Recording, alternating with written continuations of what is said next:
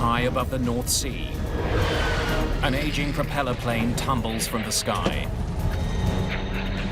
The first headline was sabotage. Investigators consider a string of possibilities. It takes 2 years to find the cause. Unbelievable. It's something that's never been seen in any previous investigation.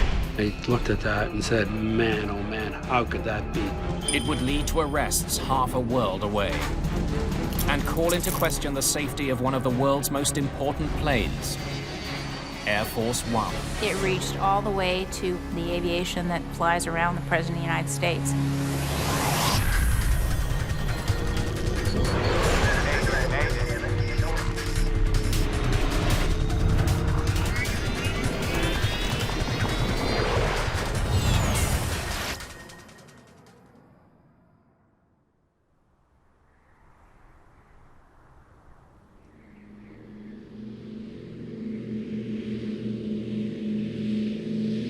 .30 p.m., September the 8th, 1989.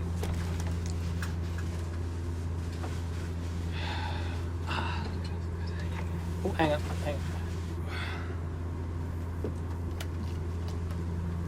Knut Tvetem and Finn Petter Berg are flying a charter flight from Oslo, Norway, to the German city of Hamburg. Partner 394, radar service terminated. The plane is about 100 kilometers from the Danish coast. 124.55 by partner 394. How was dinner? Delicious. A little pricey, but delicious. The two friends have flown around the world together, including remote areas of Africa. They're highly experienced, and both are only months away from retirement. Copenhagen, good afternoon. Partner 394. Flight level. Partner 394, good afternoon. Radar contact, Copenhagen Control. 394. The plane is flying 22,000 feet above the North Sea. The aircraft they're flying is a twin-prop Convair 340-580. It's a popular plane for short routes like this one. The plane has been chartered by the Norwegian shipping company Wilhelmsen. All 50 passengers are winners of a company lottery, sending them on a free trip to Hamburg to name a new ship. Some had maybe been to naming ceremonies before, but the naming ceremonies are quite exciting. And the atmosphere was very, very, very good at the time of leaving. One of the company's best employees is chosen to give a speech at the christening of the ship in Hamburg. You have to deliver a speech, and it's not so very often that normal person within a company is giving the honor of naming a ship. But I just felt that that was right. As the Convair crosses the North Sea, a Norwegian Air Force F-16 approaches the plane on its way home.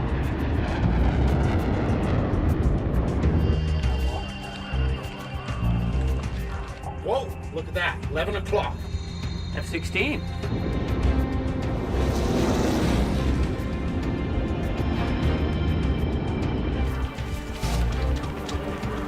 Suddenly, the plane experiences a violent shock.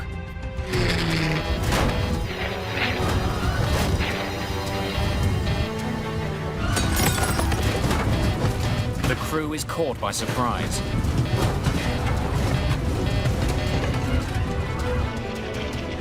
The plane begins rolling upside down. Air traffic control notices that Partner 394 is off course and falling from the sky.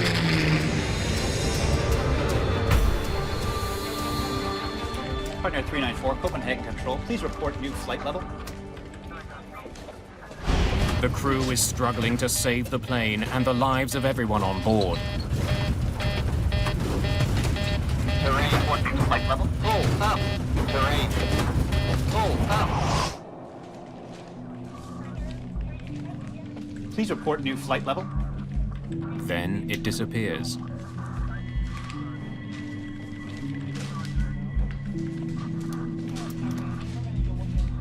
It seems as though the charter flight has crashed into the sea. Partner 394 en route to Hamburg is off radar.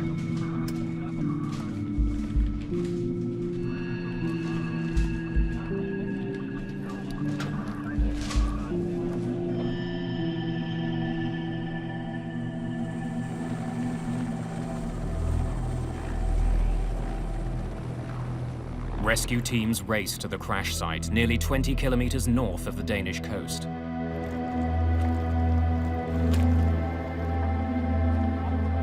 They find only wreckage and bodies. All 55 people who were on the flight are dead. I knew all the people.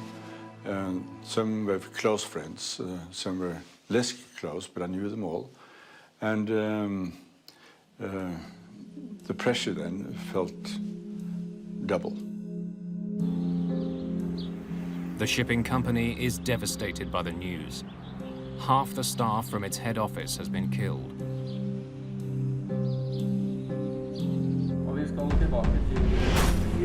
It's the biggest airline disaster in Norwegian history. The nation is in shock. Jan Ovind is a young reporter for Norway's largest newspaper. He's assigned to cover this story. One of the inspectors in the Norwegian FAA jumped to the conclusion that it had to be sabotage. And it was also stated by one of the Danish rescue team leaders, who said that they had no distress call.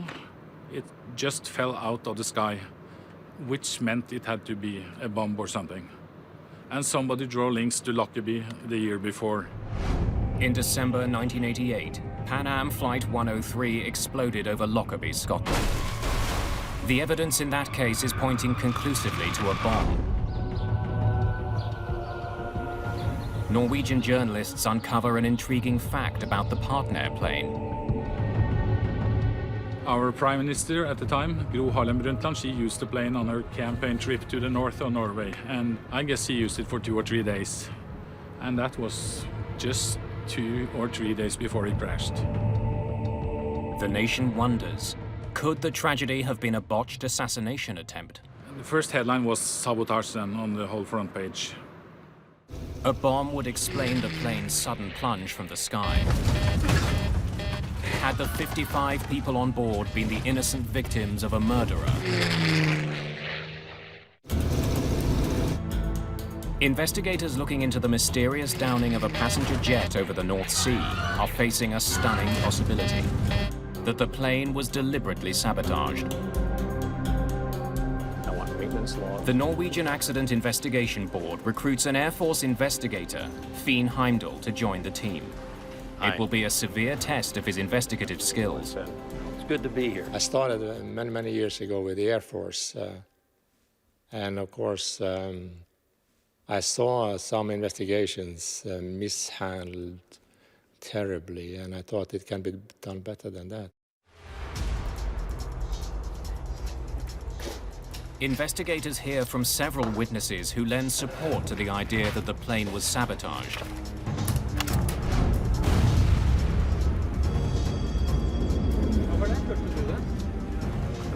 A young man claims to have heard a cannon-like sound coming from the crash site off the Danish coast. It may have been the explosion that brought down the partner plane. Searchers scour the surface of the sea for floating debris and for victims of the crash. Eventually, all but 5 bodies are found. They're taken to Denmark for autopsies. Those examinations reveal that some of the victims have small puncture-like wounds. This supports the notion that a bomb brought down Partner Flight 394. An autopsy on the first officer also uncovers something unusual. A complete, unbroken toothpick is discovered in his stomach. Yeah, that was a odd finding, really, because it was pointed in both ends, and how can you swallow a toothpick like that? So he must have been exposed to a very shocking experience.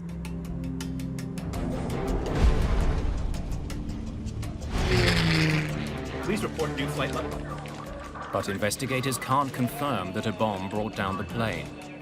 They'll need to know more about the final moments of Flight 394.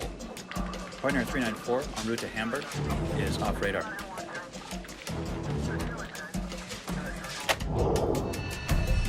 Nine separate radar stations tracked its final seconds. They could provide valuable clues. The most intriguing readings come from a military radar station in Sweden. Operators there tracked the Partner flight as it crossed the North Sea. It started 1436. The military radar has detected something unexpected. There is another object in the same airspace as the plane. It is not another airplane. It appears as Flight 394 started to plummet from 22,000 feet. Idea what it is? Simply didn't know what it was from the beginning. We had no idea what it could have been. It took more than half an hour, something like 38 minutes, and the question was, what is light enough to fall that slowly and solid enough to give radar returns like that? Whatever the mysterious object was, it now lies at the bottom of the sea. A month after the crash, investigators are busy recovering sunken wreckage. They've plotted the position of the wreckage on the ocean floor using side-scan sonar. It sends out sound waves that are reflected back when they encounter objects. The sonar equipment has painted a remarkably accurate picture of the underwater wreckage. It helps investigators see that the plane parts have settled over a 2-kilometer wide area. It's an important piece of evidence.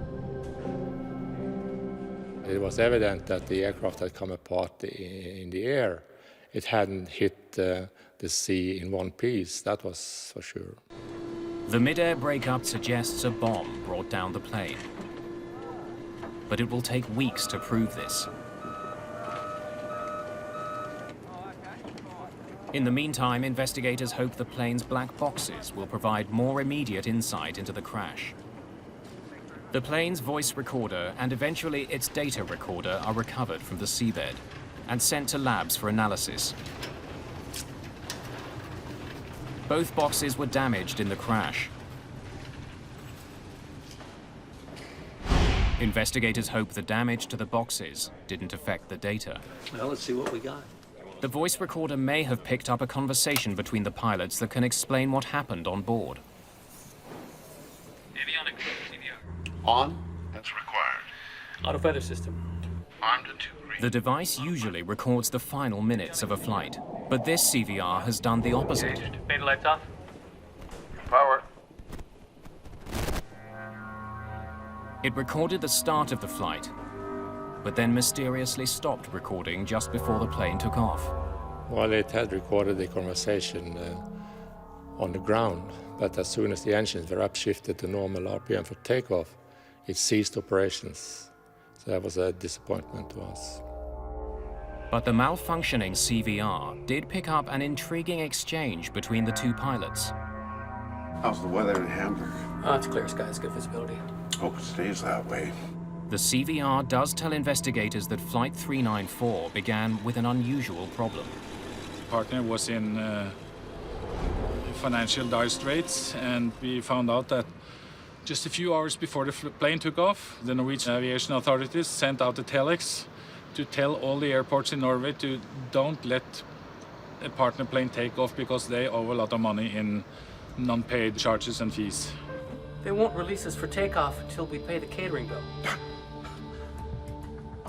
How much you got on ya? Seriously? Huh?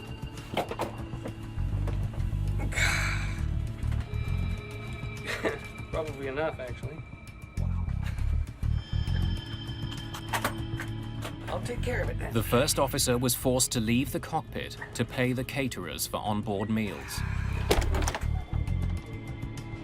Investigators check maintenance records to find out why the CVR only recorded the crew's conversation while they were on the ground. They discover that the plane's cockpit voice recorder had been modified more than 10 years earlier. Modified to switch to primary AC.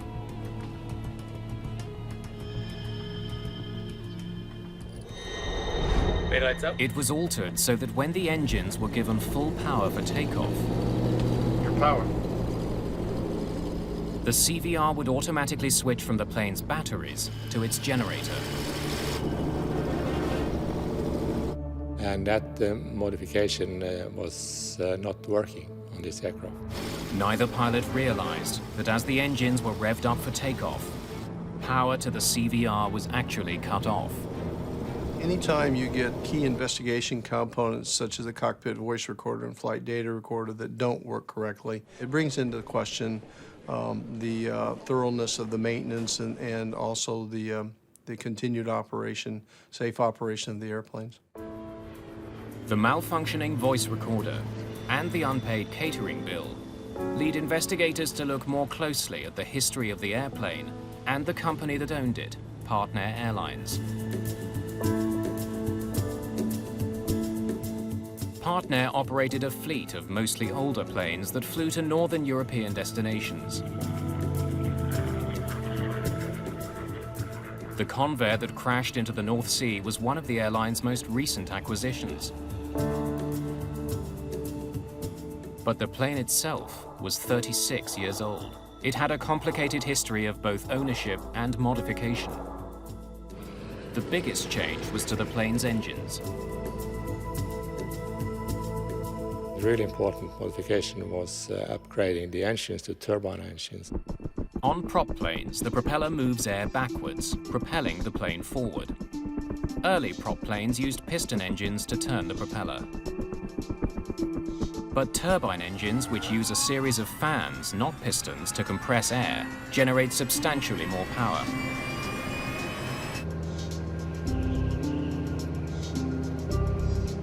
Heimdall learns that in 1960, the plane's original piston engines were removed and powerful new turboprops were bolted to the wings. It's a modification that provides more power, but could pose a risk.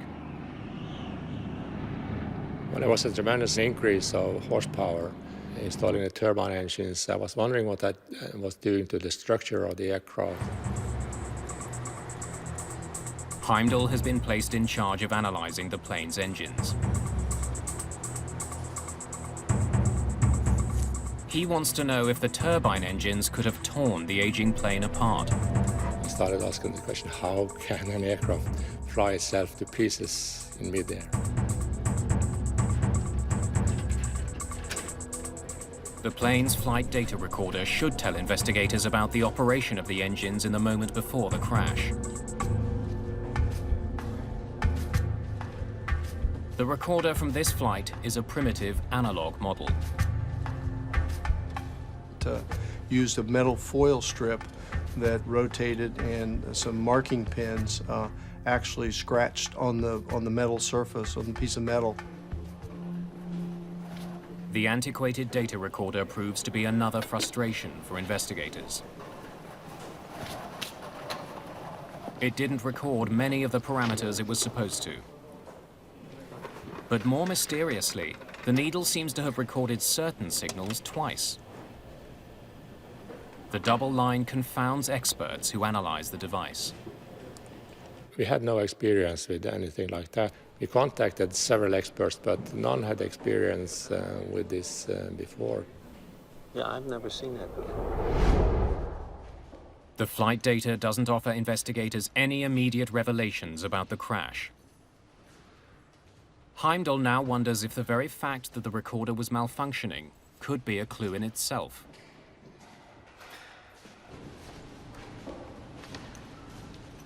He decides to send the flight data recorder back to the American company that made it for further analysis.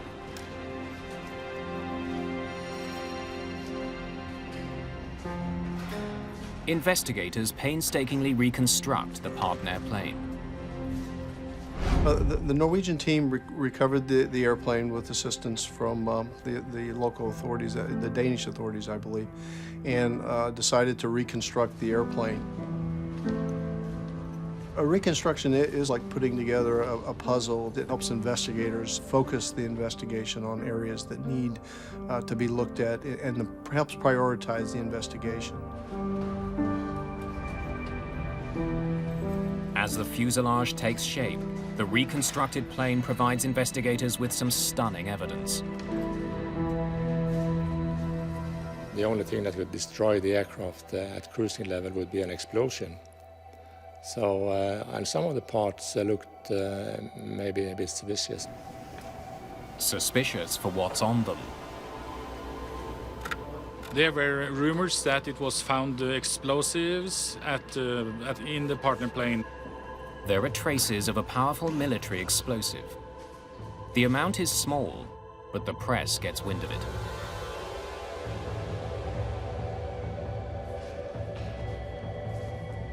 The explosive residue could be from a bomb on board the plane,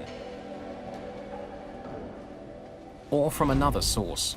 A NATO war exercise called Operation Sharp Spear was taking place that same day near the flight path of Flight 394. One of the pilots I talked to, and he said, I guess it might have been the so-called cold rocket, test rocket, might have gone through one of the wings or the fuselage. Many people now wonder if an errant warhead played a role in bringing down the plane. Pull up, terrain. Pull up, terrain. Pull up. But when the explosive residue is analyzed, it's found not to have been from a bomb or a warhead. There simply isn't enough of it on the plane. There was a small sign of explosives, but that was a very low level and looked more like a contamination than anything else. Many battles have been fought off the Danish coast. The sea is littered with old munitions. Investigators believe the plane picked up some explosive residue while lying on the ocean floor. Explosives are ruled out as a cause of this crash. Metallurgist Terry Heaslip has been brought in. He examines the plane's reconstructed tail and makes a startling observation. Pieces of the plane's skin show evidence of damage from overheating. Which means that it was flexing. And you take a coat hanger and you go like that, back and forth. If you hold it close to where it's going to break, you'll burn your hand because you develop heat where you're doing the fatiguing. It's the same thing on an airplane. The evidence is pointing to a problem with the plane's tail. Investigators are keen to look at a massive generator recovered from the rear of the aircraft. The auxiliary power unit is housed inside the Convair's rear fin. It's a backup power generator that's usually only used while the plane is on the ground. Heimdall inspects the device and discovers that some melted plastic parts from the plane's cabin have found their way inside the APU's turbine. It gives him an important new piece of information about what was happening on the plane at the moment it failed. Meaning that the cabin had failed when the APU was still operating. The APU should not have been running while the plane was in the air. The fact that it was means the APU could be behind this crash. Investigators try to learn more about what happened on the day of the crash. They interview the mechanic who inspected the plane that morning. He reports that one of the plane's two main generators wasn't working, and that he wasn't able to repair it.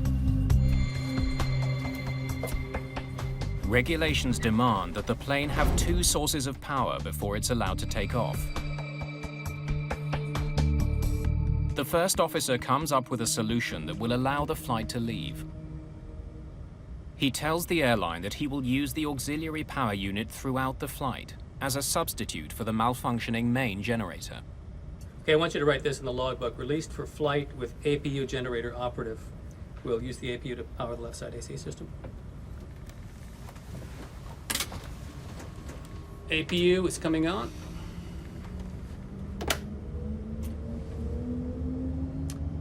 Beta lights off.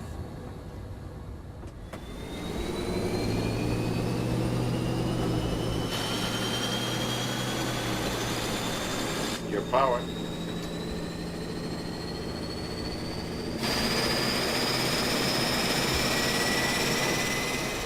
During his inspection of the APU, Heimdall makes an important discovery. When I saw the part, I saw that it was not an aircraft standard part at all. It was made in a very primitive way by a piece of iron and welding it together in a substandard way. He notices that one of the mounts attaching the APU to the plane is broken. The unit contains a rapidly spinning turbine that generates electricity. If it wasn't properly held in place, it could have caused this crash.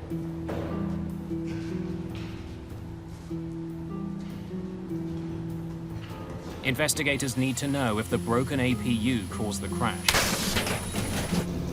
They'll soon discover that it's just a piece of a much more troubling puzzle.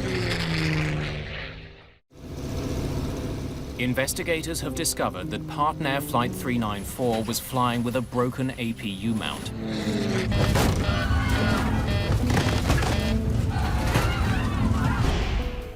Metallurgist Terry Heaslip performs extensive testing on the failed part. My initial reaction was that the welding was bad, was probably inappropriate. Heaslip wants to know when the strut broke. If it happened during the plane's last flight, it could explain the accident. I could see the impact markings and the progression markings on it that showed that it did not fail in a single overload during this last accident flight. The way the broken mount is worn down also tells Heaslip that the mount holding the APU in place didn't break on the day of the accident. It was broken long before Flight 394 took off. Investigators now need to know what effect the broken mount had on the flight. 40,000 RPMs. Do a lot of damage. Yeah, but those damage. The APU is a large gyroscope having a tremendous amount of energy in it when it's rotating. And if that energy is transmitted to the surroundings, the fuselage, the structure, it could impact the whole vibration pattern in the tail. Investigators want to know if anyone had felt vibrations on this particular plane. Interviews with people who flew on it provide some answers. Listen, we appreciate your coming in. Thanks a lot.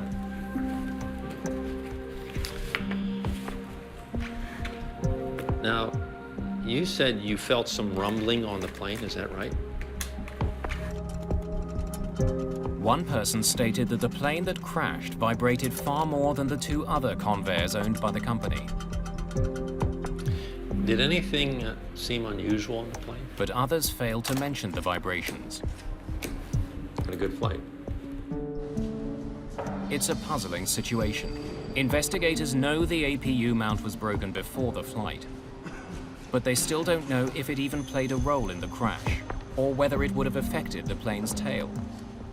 Then the reconstruction begins to clear things up.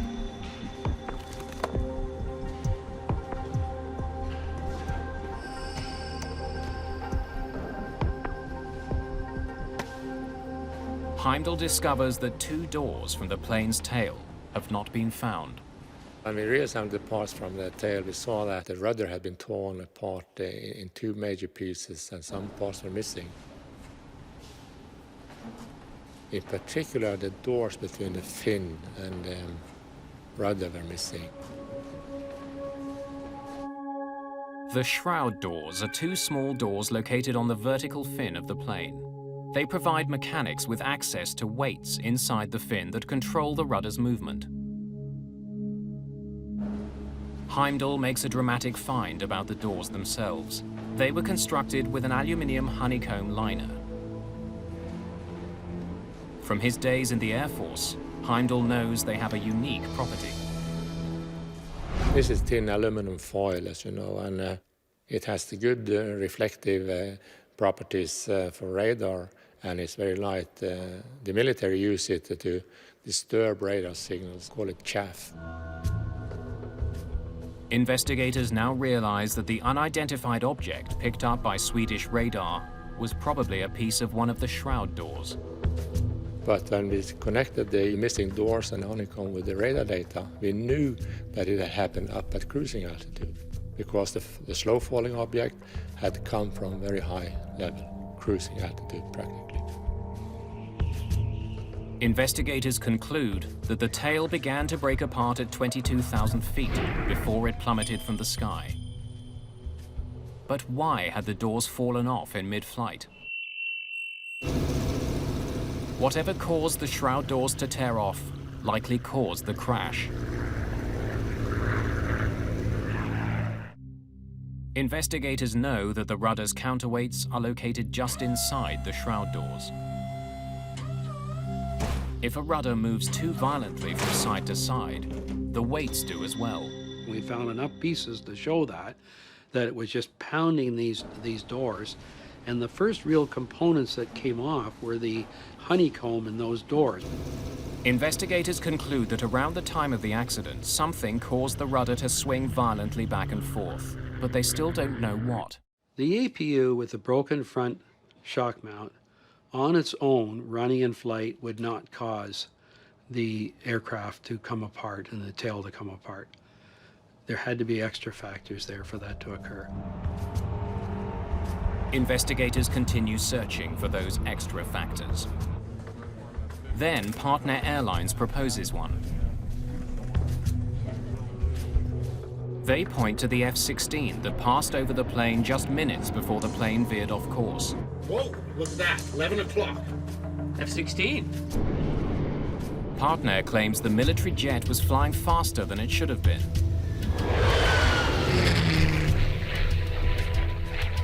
They also believe that it came much closer to the flight than officially reported.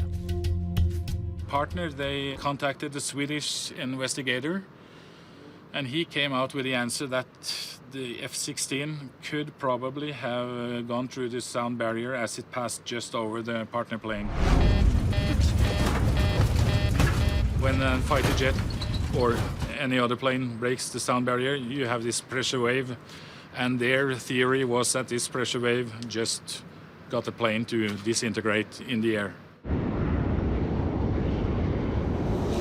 But the Norwegian F-16 pilot testifies that he was more than 1,000 feet above the Convair when he passed it. Investigators calculate just how close the F-16 would have had to be in order to seriously disturb Flight 394. They determined that for the F-16's pressure wave to have affected the Convair, it would have had to fly within a few meters of the plane. There's no evidence the two planes were ever that close. Okay, good work. 90% of the plane's wreckage has been recovered from the sea. But investigators still don't know what caused the Convair's tail to come off in midair.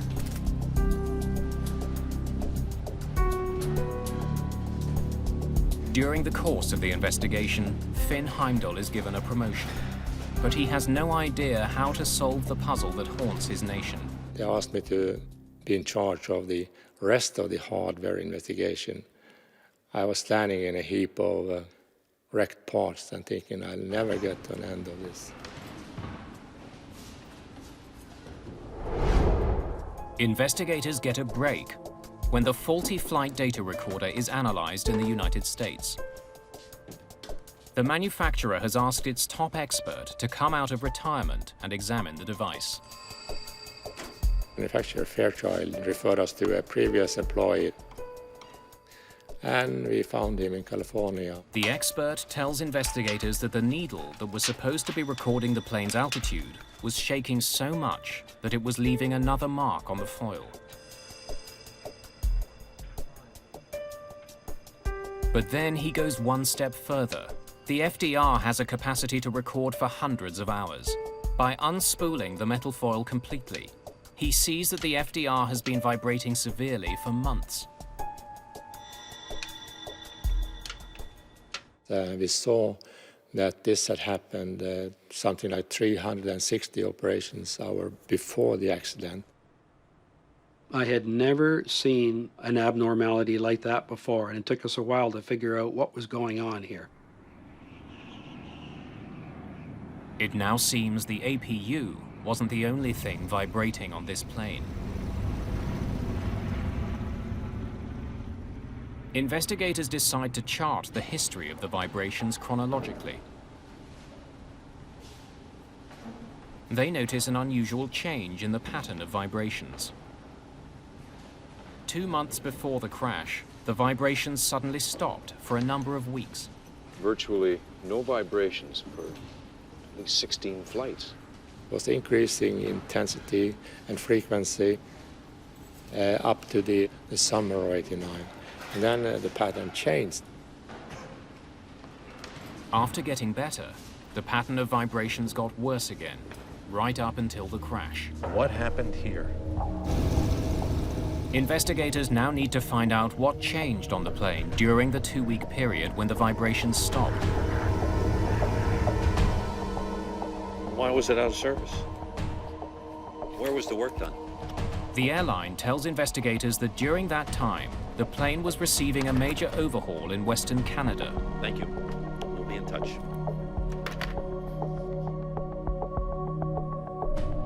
The work was done by the plane's previous owner, a Canadian company that specializes in servicing Convairs.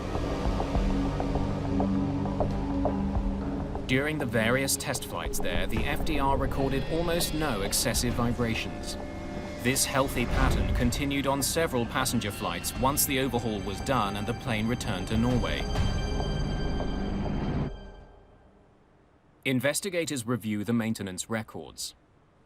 Heimdall finds that during the overhaul, mechanics found signs of wear on one of the 4 bolts that connect the vertical fin to the plane's tail.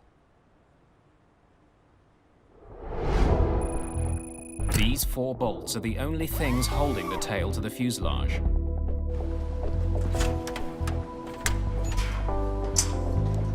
During the overhaul of the Convair in July of 1989, a mechanic replaced one of the 4 bolts.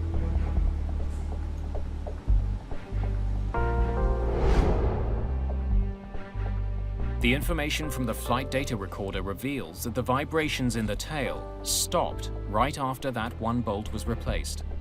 You see that? And as they go across. Incredibly, investigators are able to recover all 4 of the bolts which were holding the tail in place.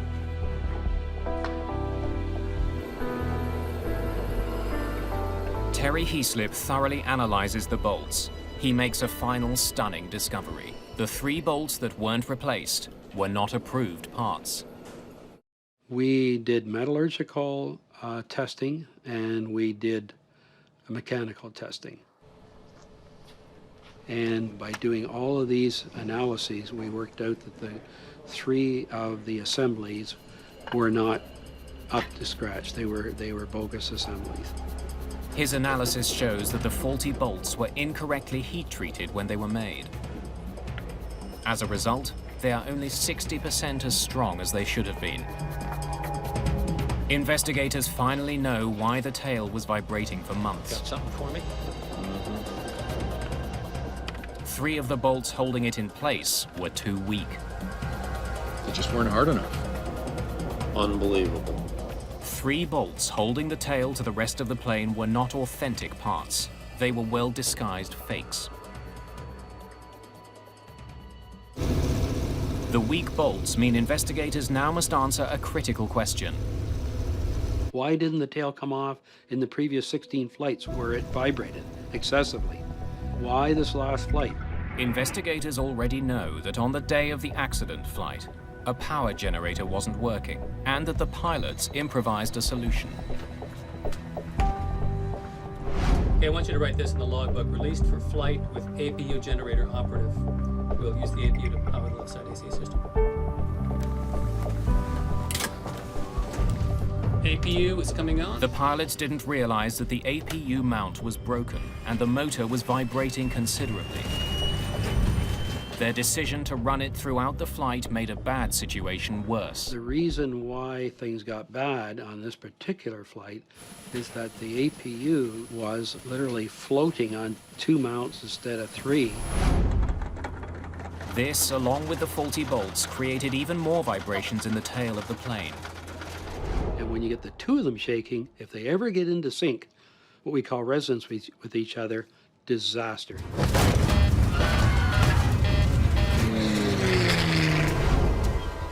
The investigators conclude that the vibrations in the tail and the vibrations from the APU could have combined into a lethal force.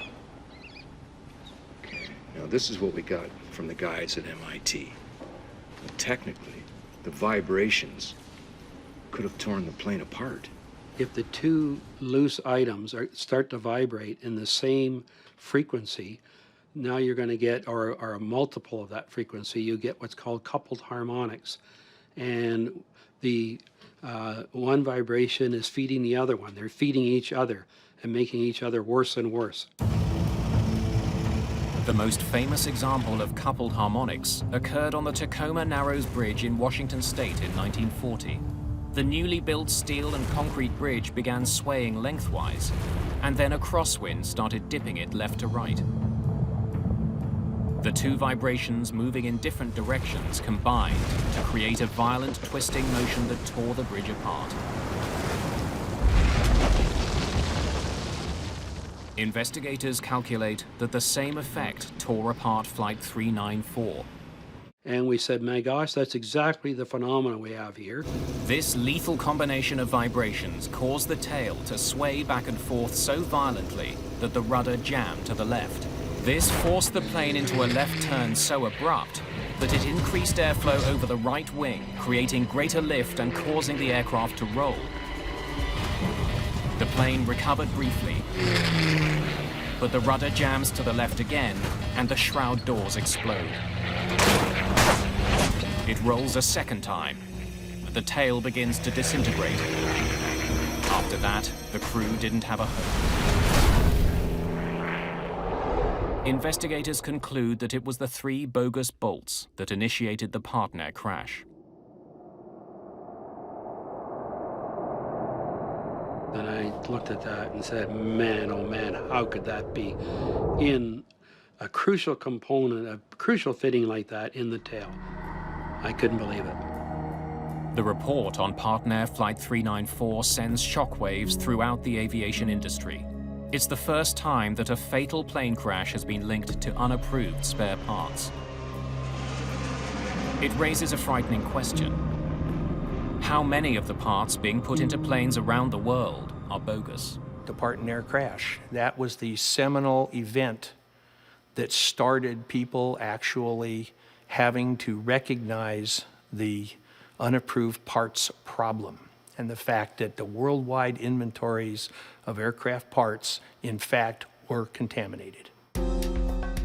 There are 6 million moving parts on a 747 alone. The spare parts business is a $45 billion industry.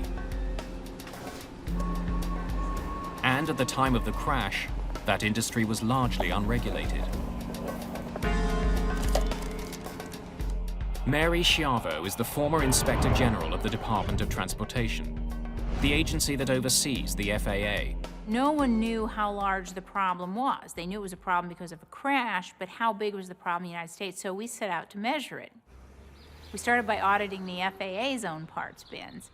And the FAA's own parts bins contained 39% bogus parts.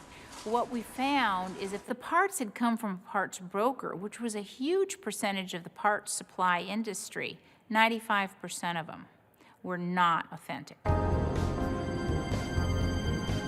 The FAA would soon find bogus parts on an airplane widely considered to be the most secure plane on Earth.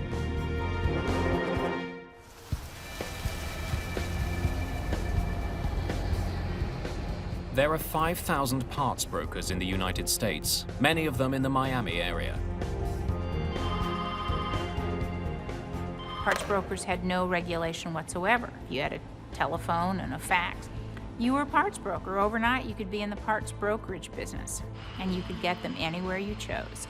You could get them from junkyards, you could get them from scrap facilities, you could get them from old planes, you could get them from crashes, you could get them from people who are willing to manufacture and don't care about the law. Spare parts for airplanes are expensive, A single bolt, like the one holding on the Partner flight's vertical fin, can cost up to $250. A bogus one can cost as little as $30. Which makes it a bargain. And when you have situations like you have today, and airlines are bottom line driven, and you've got 8 or 10 major airlines in the United States, for example, that are on the verge of bankruptcy, they're looking to cut costs. The FAA launches a major investigation into illegal parts and uses sting operations to uncover unscrupulous dealers.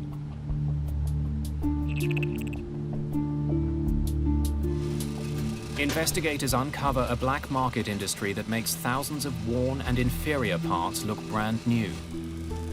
These are really good counterfeits. It's very difficult to tell. At the time of the Partner accident, there were checks and balances in the system that were supposed to keep bogus parts from getting on major airlines. For instance, each spare part needs someone's signature to verify its authenticity. It has to have some documentation that states that it's airworthy. It has to have a maintenance release by some certificated entity. But investigators discover that in addition to a huge market in spare parts, there's also a burgeoning market for counterfeit FAA tags.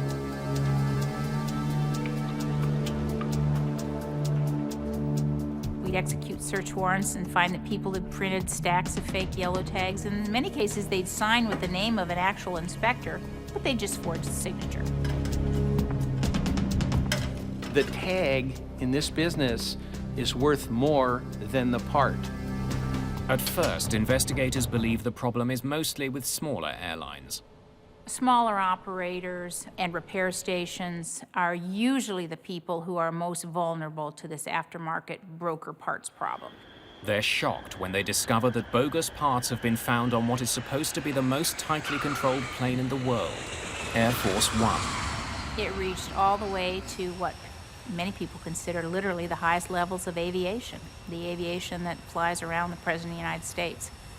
Supposedly in an airtight supply chain, we had bogus parts cases that touched those aircraft.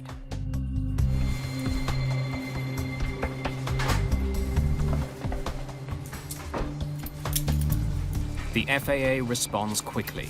More than 100 dealers are arrested.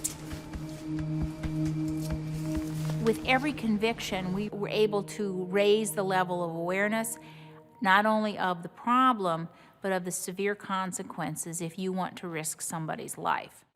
And I actually think that the most important thing that we did was get criminal convictions. As a result of their investigation, the FAA institutes a much more rigorous system for documenting airplane parts. They threaten airlines with criminal charges if they knowingly accept bogus parts. Things are different today because we have a whole body of regulations, much more than we had in the 80s and 90s even, to address the problem. You have to get the mechanic who's actually got the wrench in his hand to a point of sophistication where he's knowledgeable enough to smell a bad part, to smell a bad piece of paper. And it is possible to do. The new regulations achieved their goal. In the 2 decades following the crash of Partner 394, there wasn't a single fatal accident attributed to bogus parts.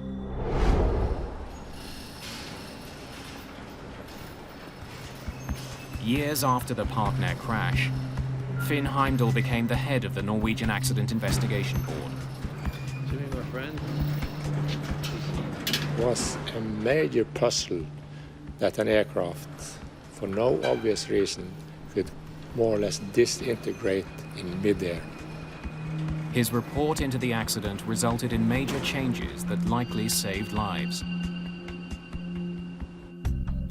That's a positive thing, but the negative, of course, is the tragedy, the personal tragedy to many people. One of the smallest parts on a Norwegian charter plane failed in 1989. Because investigators found the cause of that accident, passengers around the world are safer. less likely to be on a plane that's fitted with bogus parts.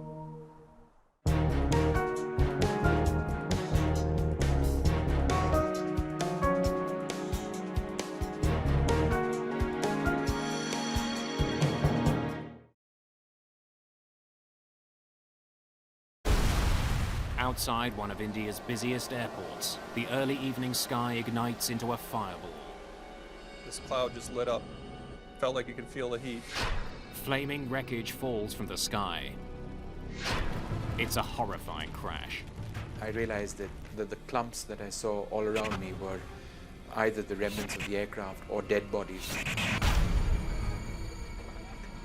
When investigators arrive, they find the twisted remains of 2 passenger jets. 349 people are dead. Vital clues are buried deep underground. Investigators must piece together the day's events. Saudi 763 will maintain 140.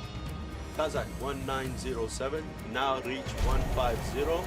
How had 2 crews that should have known each other's positions ended up in the world's deadliest mid-air collision?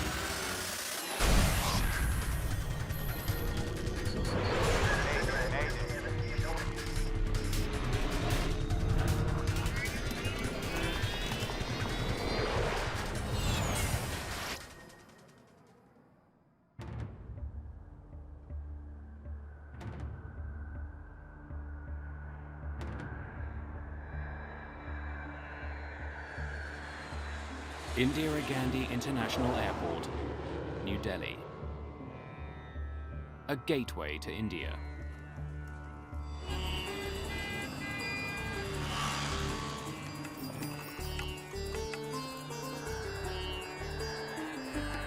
November the 12th, 1996. Busy? Air traffic controller VK Dutta arrives for the late afternoon shift. There was one supervisory officer. There was one person who was sitting beside me and he was assisting me. And the things were all normal. But normal at Indira Gandhi doesn't mean calm. This is becoming one of the most congested airports in the world. In 1990, the government of India signed open skies agreements with several different countries. Those pacts have made it easier for foreign airlines to land at Indian airports. Many airlines are taking advantage of the new policy. Air traffic controllers are now handling more traffic than ever. The open sky policy acted as a catalyst in the air traffic growth. The volume of traffic grew from, I believe, 175 movement a day to around 225 movement a day. We have to perform during that time. So whether 10 aircraft come on that time or 20 comes, so you have to handle them. Just past 6 o'clock, Saudi Arabian Airlines Flight 763 takes off into the sunset. Gear up. Gear up. Clear on left. Captain Khalid Al-Shabaili powers the Boeing 747 away from the runway. His co-pilot, Nazir Khan, handles all radio communication. There are 289 passengers on board. Many are Indian workers returning to their jobs in the Middle East. Saudi 763, airborne 03, contact radar 127.9. While Flight 763 was on the runway, its movements were tracked and directed by an air traffic controller in the airport's tower. 279, good day.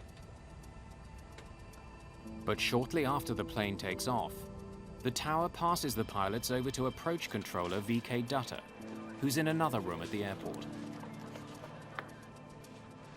Approach controllers at Indira Gandhi guide planes through the airspace beyond the runways. They're in charge of all arriving and departing flights within 110 kilometers. The approach controller normally is responsible for arrival and departures of the aircraft, which are coming in. They are safely and expeditiously, they are brought to the final approach. Tonight, Rudder is controlling 5 flights. Some of these are leaving the airport, while others are coming in. His task is to keep those planes spaced safely apart, but not so far apart as to cause any delays. There's a continuous coordination with the tower, who handles the ground traffic. So he would tell approach controller that this fellow is ready, and he is to be accommodated between these 2 flights. So that kind of dynamics we were doing at that time. Saudi 763 approaching flight level 100. Roger, climb, flight level 140. Clear to climb 140, Saudi 763. This evening, a United States Air Force cargo plane is coming in for a landing. Even though it's an Air Force jet, this flight is Rudder's responsibility. I think we probably had 3 or 4 back and forths with the controller where he was verifying our altitude or checking on our altitude, telling us about other traffic in the vicinity. Saudi 763 approaching 140 for higher. Saudi Flight 763 reaches its last assigned altitude of 14,000 feet. The pilots request permission to fly higher. Roger, maintain flight level 140. Stand by for higher. In order to coordinate incoming and outgoing traffic, Rudder wants the Saudi flight to stop climbing. Saudi 763 will maintain 140. Rudder is concerned with another plane, now flying east for a landing at Indira Gandhi Airport. It's a passenger jet operated by Kazakhstan Airlines. The Ilyushin 76 is a massive Russian plane. Originally built for the military, a modified version is now widely used as a commercial airliner. Rudder wants it to pass over top of the Saudi flight before landing. After that, he'll let the Saudis continue their climb. They were supposed to cross maintaining 1,000 feet of separation. Kazak 1907, now reaching 150, 46 miles from Delta Papa November. Roger, maintain flight level 150. Identify traffic 12 o'clock reciprocal, Saudi Boeing 747. Rudder doesn't want the Kazakh flight to be surprised to see the Saudi jet. Since planes don't have radar to track other aircraft, they rely on controllers to warn them about other planes nearby. Maintaining 150, Kazak 1907, will report. How many miles? All pilots tuned to the approach control radio frequency are able to hear one another as they communicate with the ground. How many miles? 8 miles now. It was strictly visual and trying to pick up on the radios where everyone else is at and what they're up to. Traffic is at 8 miles, level 140. Suddenly, a massive explosion shatters the evening's calm.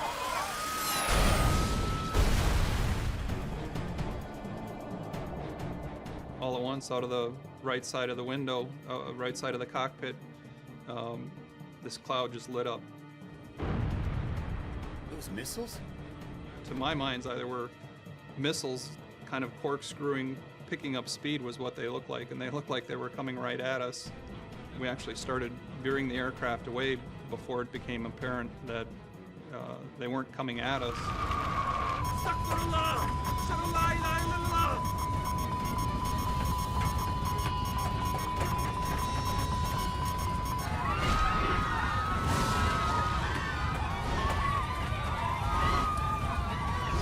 The Saudi Airlines jet spirals towards the ground.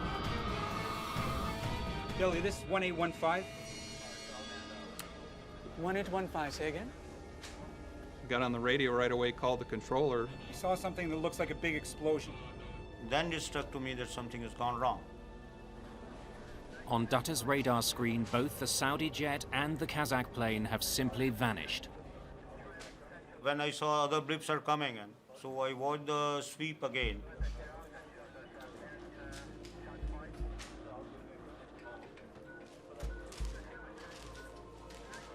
But they were not there at all. We then heard the controller call for the Saudi Air jet and the Aleutian. Saudi 763. With no response. That was obviously very bone-chilling. Something tragic has happened in the skies near New Delhi's airport. VK Dutta is about to become the target of an investigation into one of the deadliest plane crashes of all time. Kazak 1907, report your position. At New Delhi's airport, a sense of dread is growing. 2 planes have vanished from approach control's radar. The worst nightmare an air traffic controller has as the Midair police. Saudi 763. Together, the 2 missing planes were carrying 349 people. Kazak 1907, report position. I gave 1 or 2 calls to Kazak or Saudi. Saudi 763. I forward how many kids I have, where my wife is, whom I am related to.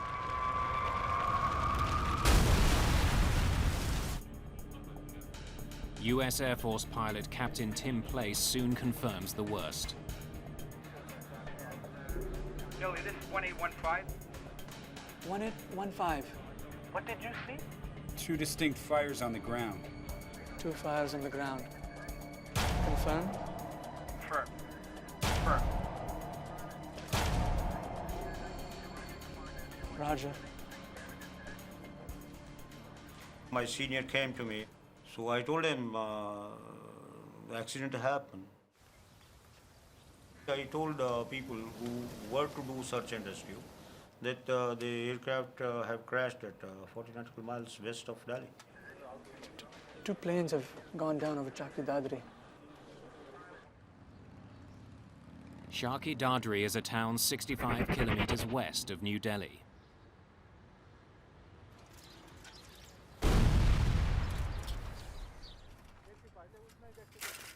Its mustard and grain fields are now burning with the twisted wreckage of 2 ruined airplanes. All of a sudden, the sky turned a bright red color, and I saw fire and smoke. One plane started to come towards us. There was fire and parts of the plane were flying everywhere. People were running. The plane's engine broke off and the plane started to spin out of control and fell into the field.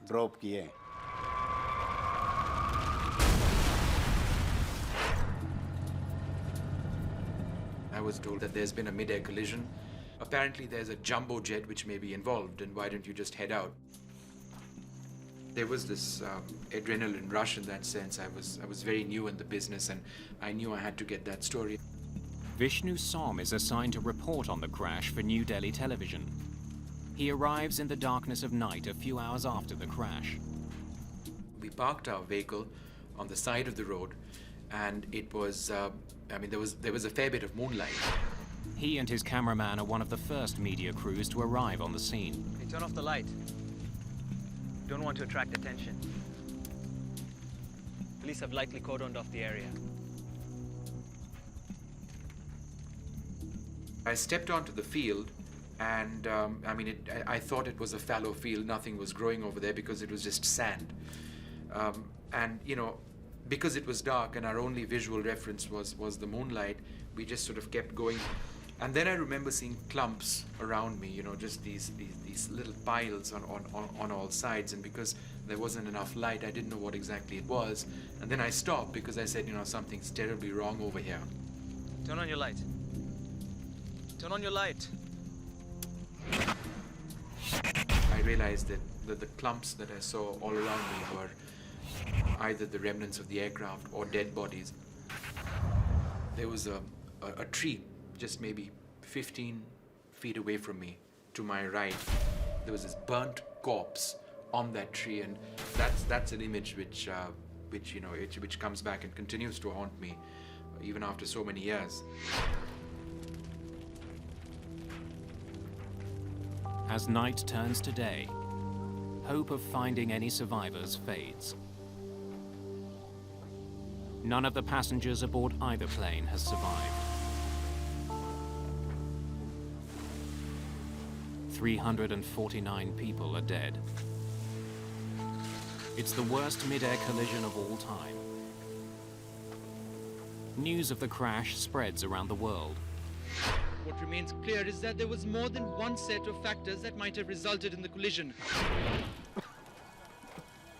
We have two very separate wreckage fields. Captain KPS Nair is one of the first investigators on the scene.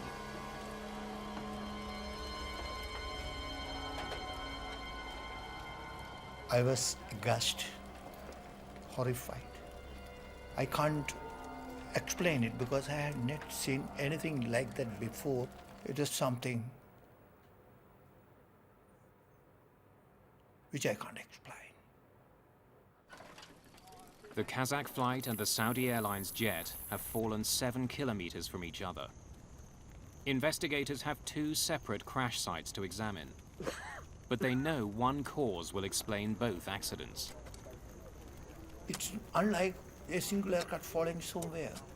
Two large-bodied aircraft colliding each other in the sky. There are different causes. How had two planes that were supposed to be 1,000 feet apart collided? Investigators consider three possibilities. An error on the part of the air traffic controller, an error by one of the crews, or the failure of an instrument on one of the planes. They hope the mangled wreckage will hold the clues they need. Their first priority is to find the black boxes from both planes. They record cockpit conversations along with critical data about the flight, like its altitude, speed, and heading. Although fire has ravaged the wreck sites, the black boxes from both planes are found on the first day of the investigation.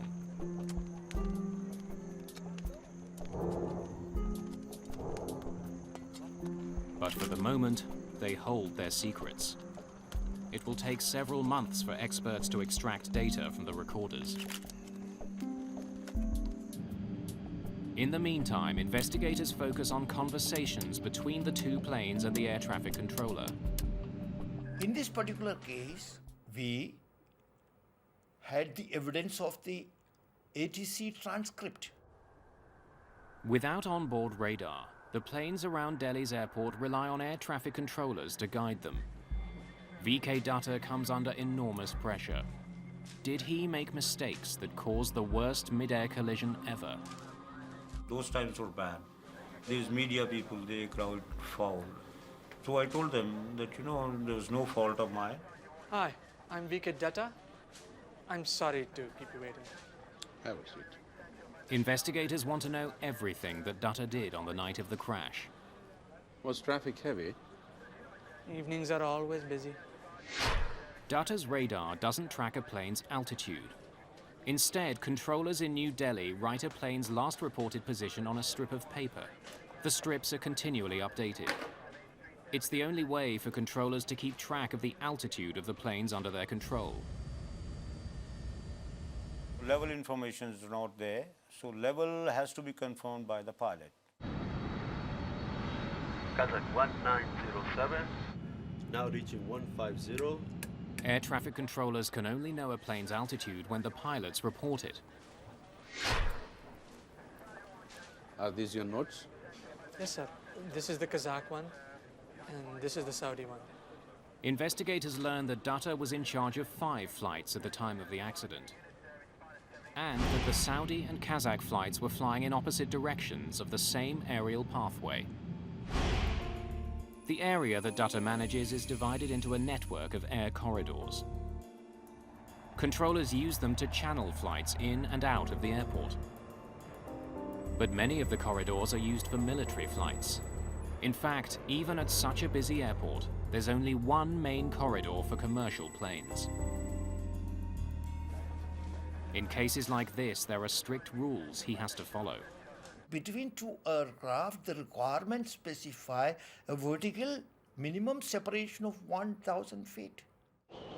When aircraft fly through the sky, they leave turbulence in their wake, like boats on the water. It can affect the planes around them. Air traffic controllers deal with this by keeping planes at different altitudes. Roger, maintain flight level 140, stand by for higher. Rudder was supposed to ensure that the two planes were 1,000 feet apart as they approached each other. He planned to do what he'd done many times before, have the incoming plane pass 1,000 feet over top of the outbound plane. It was a routine procedure, but somehow the two planes had ended up on a collision course. One of the two planes was not where it should have been. Investigators wonder if Rudder made a mistake that led to the horrific crash. Poring through the ATC transcripts, investigators quickly learned that Rudder had given the two planes the proper directions.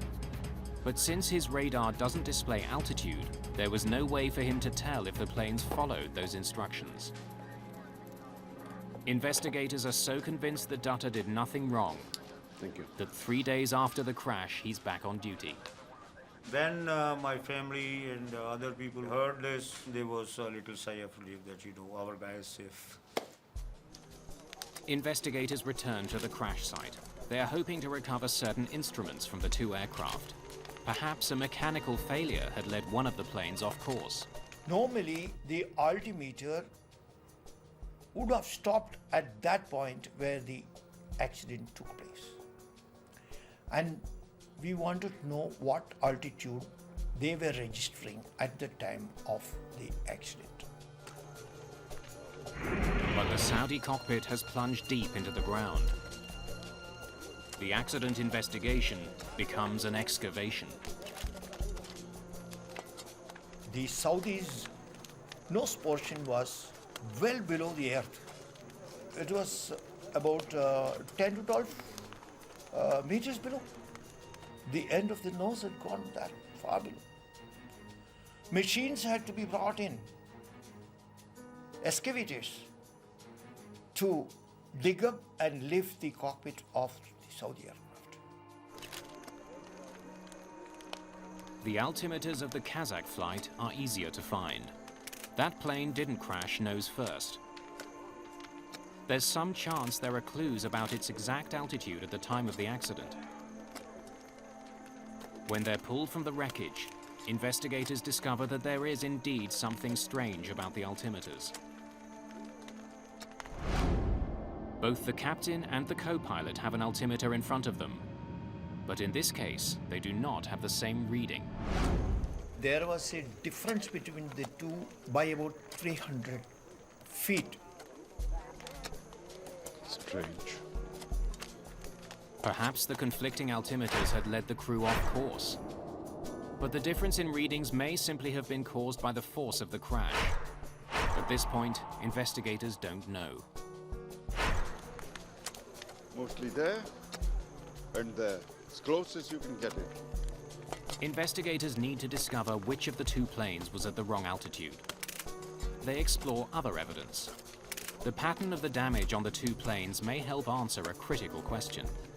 What was the relative angle between the two aircraft at the time of their contact?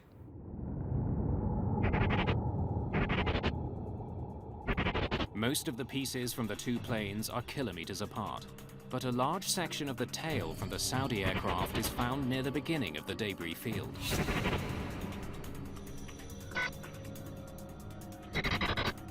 This suggests it was one of the first pieces to come off that plane.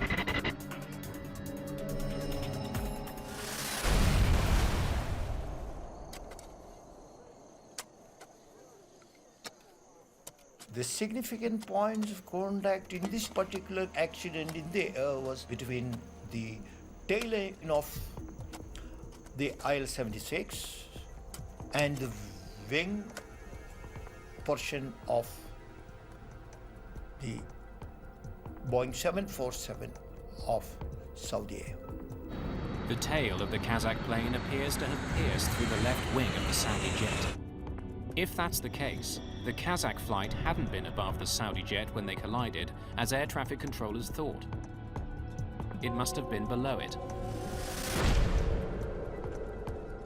It's a puzzling discovery that adds to the mystery. Investigators still don't know which plane was in the wrong airspace. What they do know is that once the two planes hit, there was no hope for either crew. After hitting the other plane's wing, the Kazak plane's tail tore through the horizontal stabilizer at the rear of the Saudi 747. 5.5 meters of it is torn off. Without it, the Saudi crew can't control their plane. The result is the aircraft goes into uncontrollable spiral. And in this particular case, if I would say both the aircraft had gone into that situation.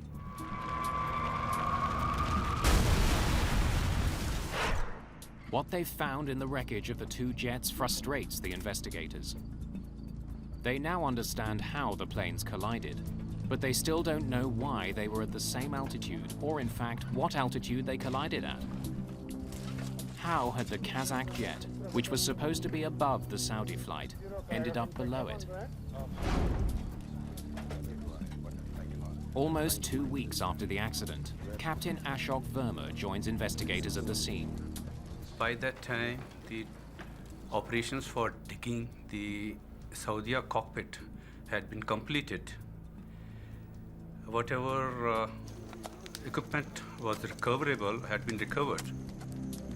Like the rest of the evidence uncovered so far, the instruments from the Saudi plane don't help explain what happened.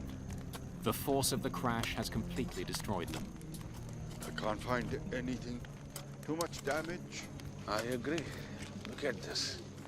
We could hardly find any useful material.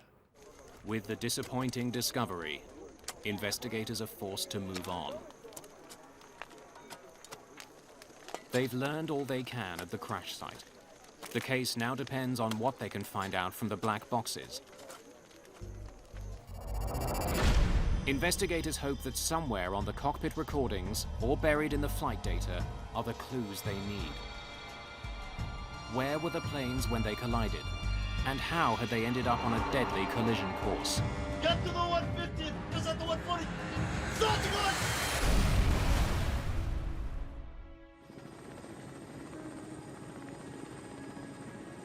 It's been 3 months since the mid-air collision of 2 passenger jets near New Delhi.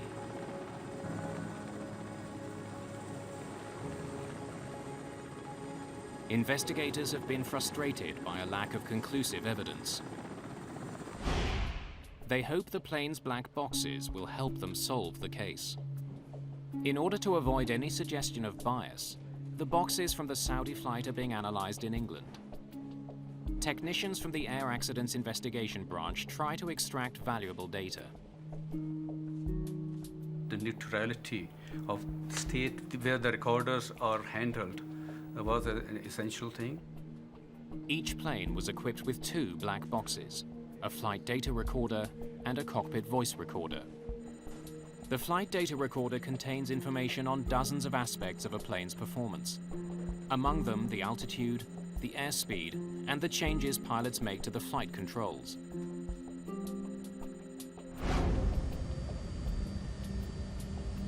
The cockpit voice recorder picks up all the conversations in the cockpit. 279, good day. As investigators try to learn more about the collision near New Delhi, they use the information stored on the black boxes to make a chronology of events. Peter Shepard is head of the recorder section of the Air Accidents Investigation Branch. He'll work backwards from the moment of impact. The point of collision is reasonably well defined by rapid changes in parameters on each aircraft. If we make that our time zero point, we can then relate that to the individual times and build up a common time base. First, Shepard and his team concentrate on the Saudi 747. Saudi 763 approaching 140 for higher.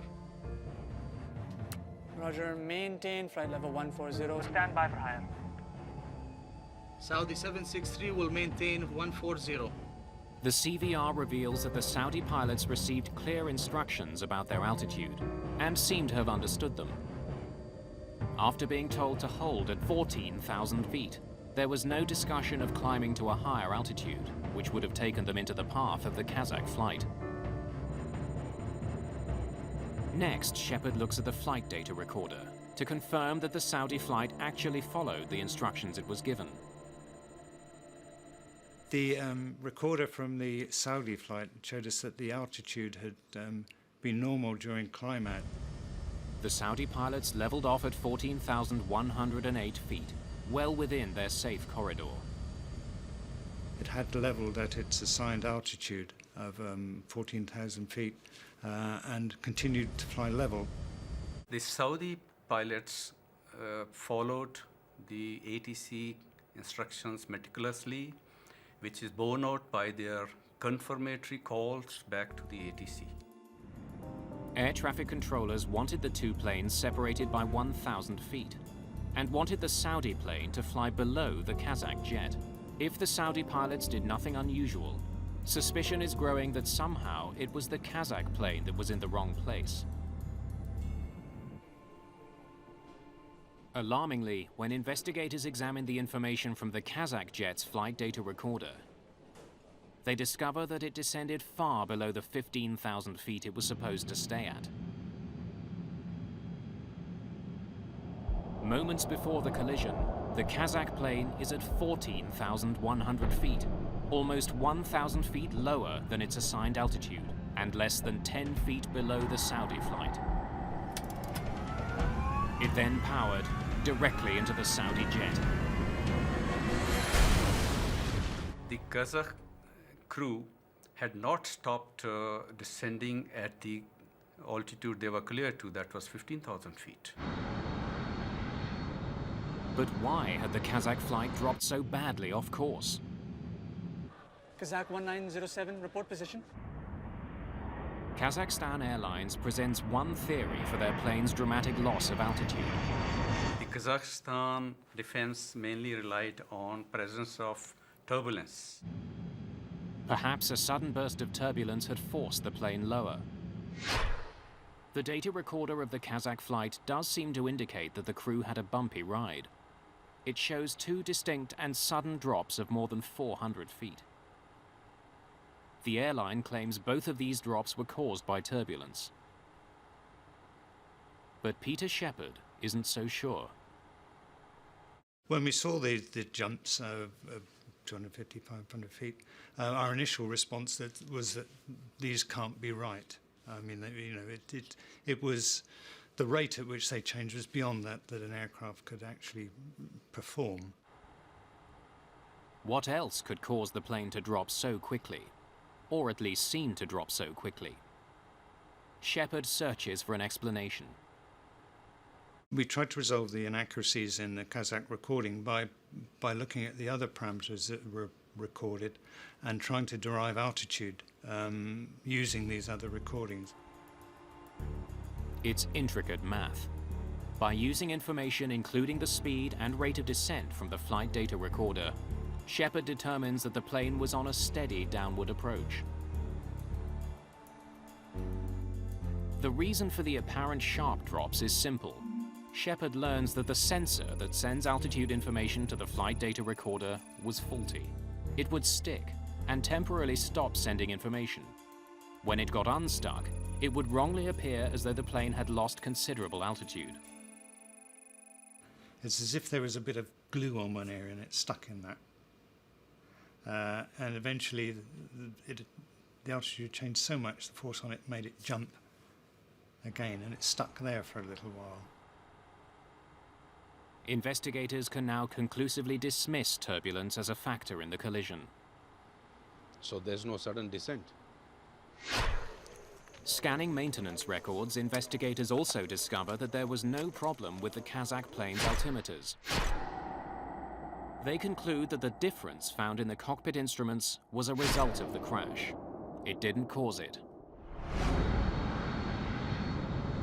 To understand why the Kazak plane kept descending after it was told to hold, investigators turn to the cockpit voice recorder. It begins long before the crash itself. Initially, there are no hints that anything is wrong. Kazak 1907, report level passing. Passing 240, Kazak 1907. Because the Ilyushin 76 is a modified military plane, it has another unusual feature, a position for a radio operator in the cockpit. Igor Rep mans that position and handles all communications for the Kazak flight. Roger, over to Delhi approach 127.9. 127.9, bye-bye, Kazak 1907. As the aircraft nears the airport, Rep gets in touch with approach controller Rudder. Delhi approach, good evening. Kazak 1907. Passing 230 to 180. I told Kazak to descend and maintain flight level 150. That is 15,000 feet. Roger, Kazak 1907. Descend, flight level 150. Report reaching. 1,000 feet vertical separation is sufficient, and that was granted to the two aircraft. Kazak 1907, now reach 150. The Kazakhstan radio operator had at one time stated reaching flight level 150. It's just 1 minute before the impact. And at this point, the Kazak plane appears to be right where it's supposed to be, 1,000 feet higher than the Saudi plane.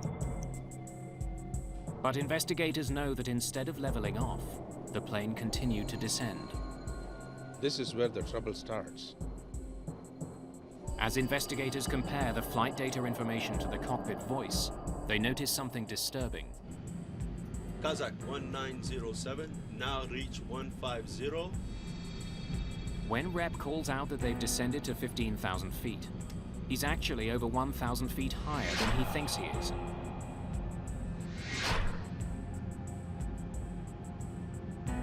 Investigators wonder how he could make such an enormous mistake. Why would he say he was at 15,000 feet, when in fact he was at 16,000? They consider the layout of the cockpit. A radio operator does not have his independent altimeter. There are two metric altimeters fitted in front of, one each in front of the pilots. With some effort, the radio operator could also see this. Whatever the reason, Rep is mistaken about his plane's height, and he's the only one in contact with the ground. Despite being told to remain at 15,000 feet, the plane continues to descend. As it does, Rudder issues a warning to the Kazakh pilots. Identified traffic, 12 o'clock reciprocal, Saudi Boeing 747 and 10 miles. Likely to cross in another 5 miles. Report if in sight. He tells them to watch out for the Saudi flight, but the Kazakh jet just keeps flying lower. Ahead. Ahead.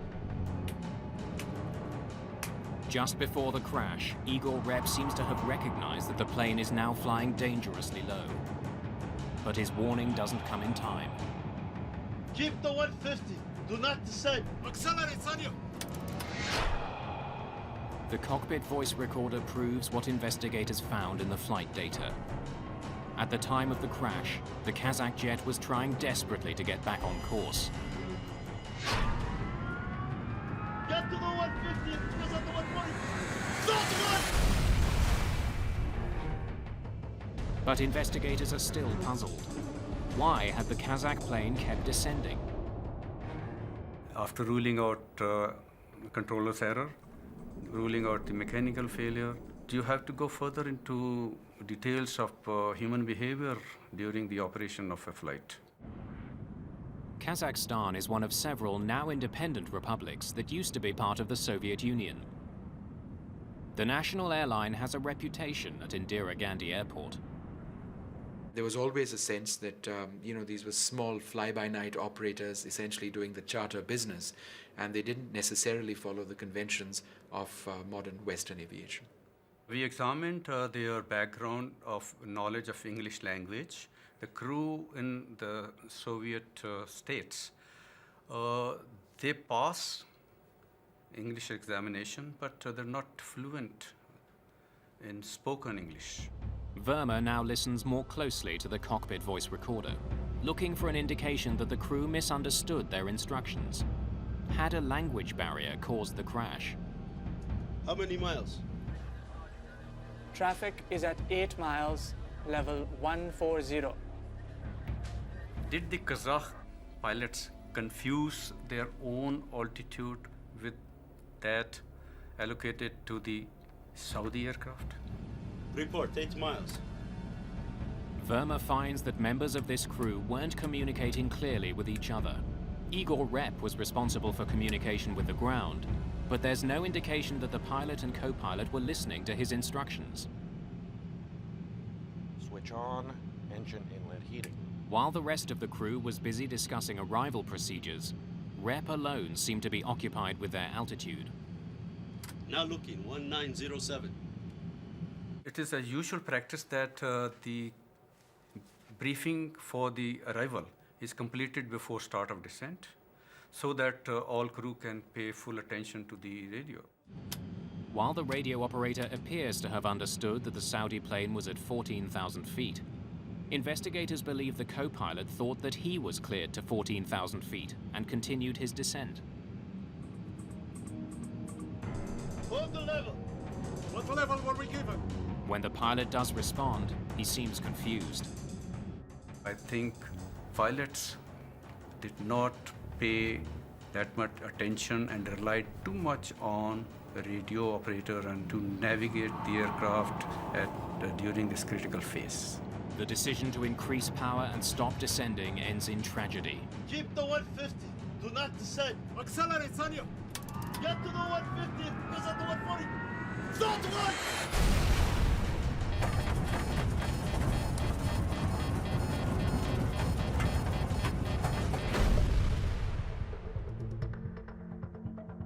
The final report points a finger squarely at the crew of the Kazakh plane. In the wrong place at the wrong time. A simple misunderstanding led to the deaths of 349 people. The investigation concluded that the primary cause of this Midair collision was non-adherence to the authorized altitude allocated to the Kazakhstan aircraft. Investigators are confident they know what caused the worst mid-air collision in aviation history. But there are steps they want the industry to take to help make Indira Gandhi Airport safer. What they find is that the technology that could have prevented this accident was already at the airport. Saudi 763. Investigators have determined that poor cockpit communication and a simple misunderstanding caused a devastating accident which killed almost 350 people.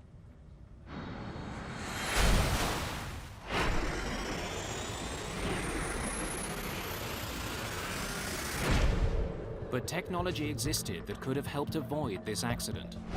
Systems that would have helped both the pilots in the air and the controllers on the ground. Investigators are especially critical of the radar that was being used in New Delhi. Air traffic controllers did rely on fairly outdated technology at that stage. There wasn't any secondary radar available at Delhi Airport. There was only an old primary radar. Primary radar sends out radio signals to locate airplanes in the sky. The signal bounces off the plane and back to a dish on the ground. It reads a plane's position, but not its altitude. The primary radar gives you a 2D picture. Secondary radar works differently. A transponder aboard an aircraft sends a message to the ground with key information about the flight, including its altitude. Saudi 763 approaching flight level 100. Roger, climb, flight level 140. On the day of the collision, approach controller VK Dutta could only rely on what the crews told him about their aircraft's altitudes. Kazak 1907, now reach 150. The Kazak radio operator said that they were flying at 15,000 feet, but Dutta had no way to confirm that. If he had known the Kazakh flight's actual altitude, he could have diverted the Saudi flight from its path.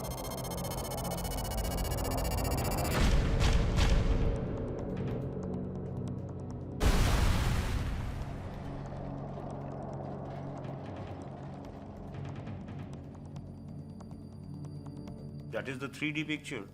So you have some time to react to it. You can take the aircraft away.